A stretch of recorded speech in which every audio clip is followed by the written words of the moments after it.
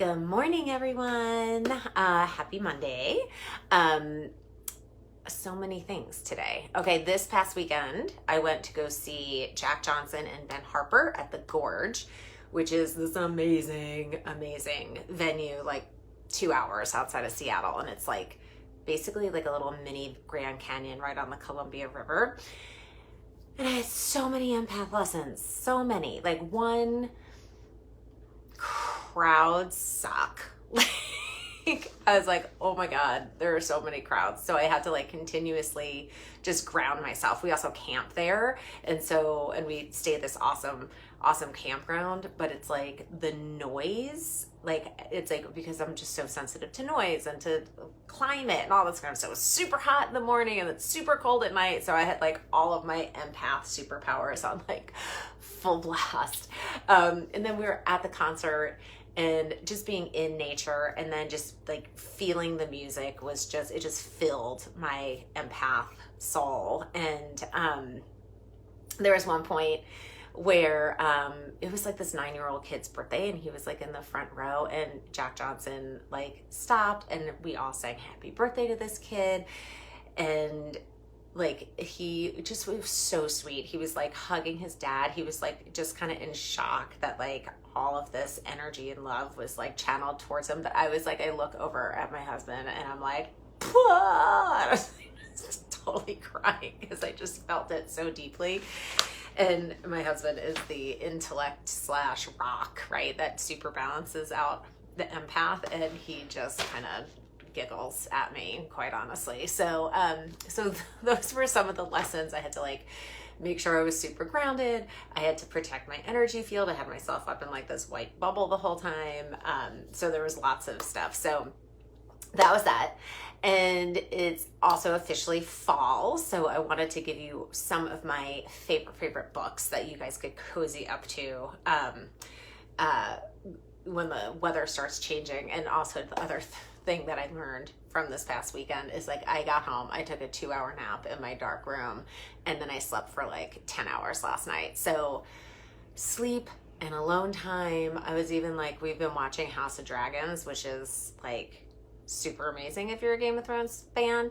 But I was like, can we rain check on that? Because I can't even, I just need to like shut it down. So, and I was reading a book, which was nice at the end of that weekend. It is the Southern Book Club's Guide to Slaying Vampires. If you want a super fun author to read, he was not on my list that I was going to talk about, but his name is Grady Hendrix, and if you are a Gen Xer, you will totally appreciate his books.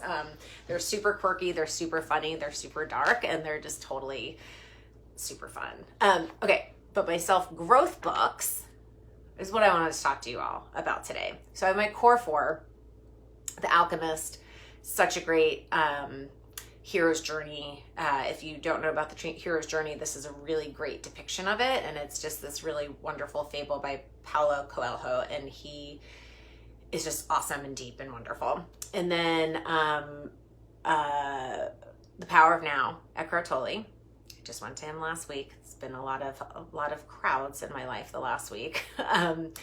Also very good. It's like just all about being in the present moment. And one of the things that he said last week that I kept meaning to hop on and talk about, and I forgot, is when you focus on your breath, it literally stops the thinking in your head. And it's like a total Buddhist concept, right? And I'm just like, yeah, okay, yeah, that totally makes sense. And then I was like, in my meditation practice this past week, I've been playing around with it because I'd be like, okay, well, I kind of know about that, but then I'm not quite sure. And sure enough, I was like, okay, when I focused on my breath, my mind wasn't wandering. And then all of a sudden my mind would be wandering and I'd be like, oh my God, I'm not focused on my breath. And then I'd focus back on my breath. So the more present we are and the more we focus on our breath, the more empowered we'll be. We won't be future tripping and worried. We won't be in the past and having remorse or regret or depression. And the whole concept is that time equals suffering. And so if you're always in the past, you're going to live in regret. If you live in the future, it's going to be anxiety. It's going to be future tripping, worry, all the things. And then you're missing the present, which is all we actually really have. Man's Search for Meaning, so good. So good. And that is, he is a psychologist, and was a Holocaust survivor, and he went through 4 concentration camps.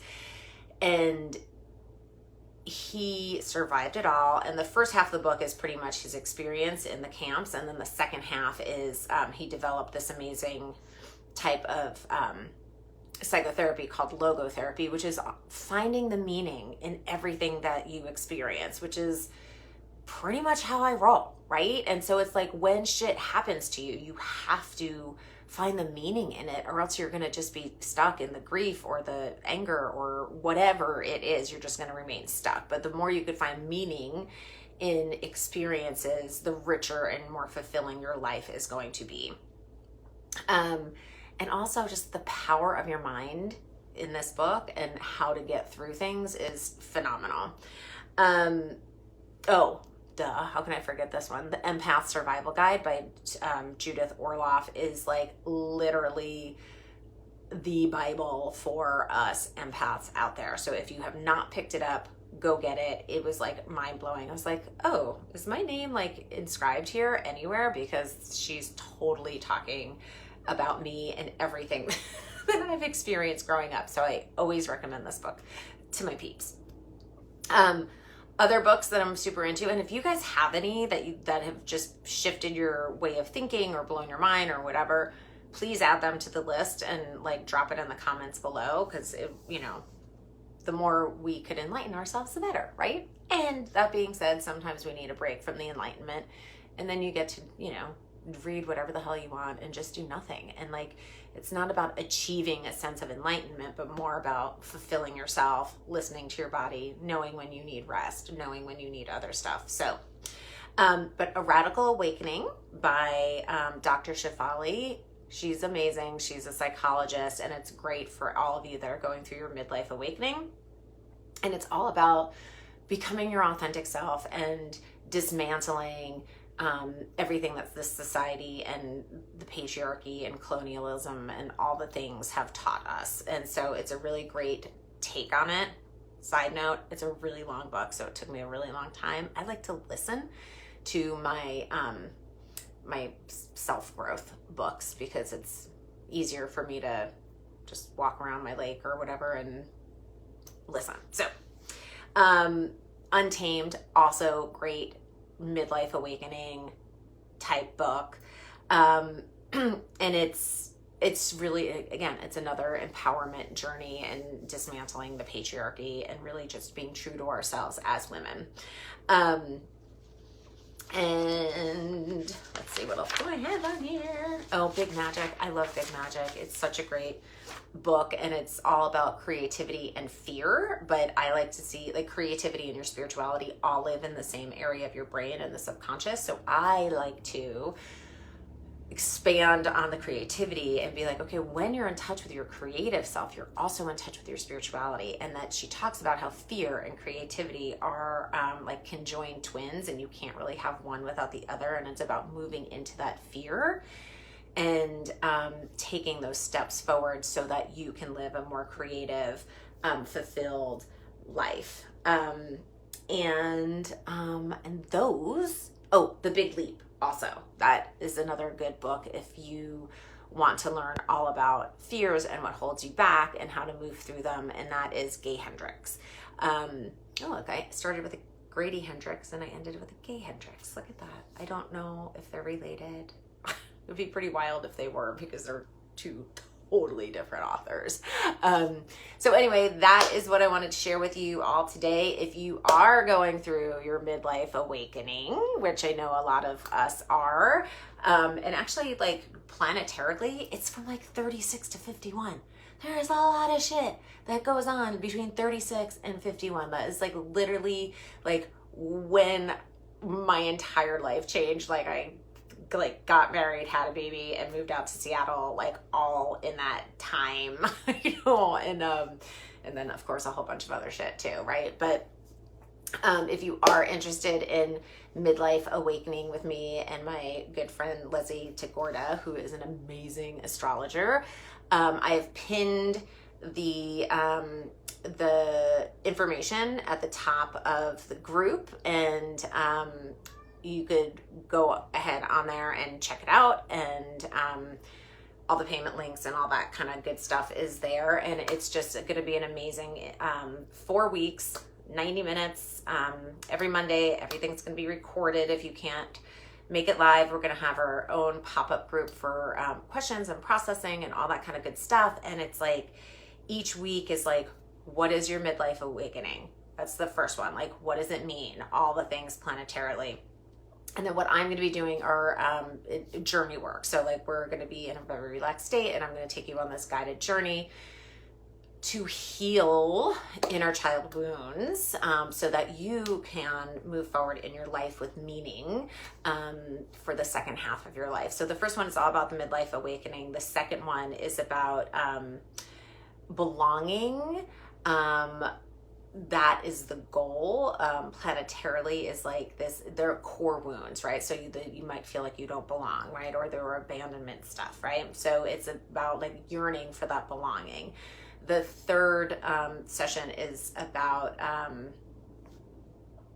my brain is fried from this weekend. Let's see.